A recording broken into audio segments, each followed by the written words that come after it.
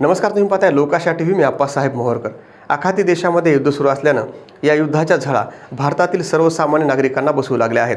त्यामुळे राज्यात गॅस सिलेंडरचा तुटवडा मोठ्या प्रमाणात जाणवू लागला असून ग्राहक गॅस एजन्सीच्या बाहेर लांबच्या लांब रांगा लावून सिलेंडर घेत आहेत।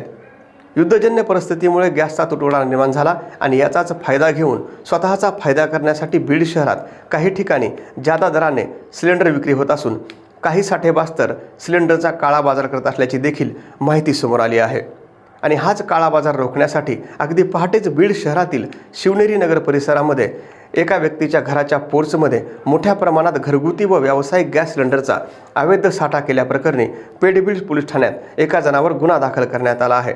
आणि या कारवाईमध्ये तब्बल 73,550 रुपयांचे सिलेंडर जप्त करण्यात आले आहेत।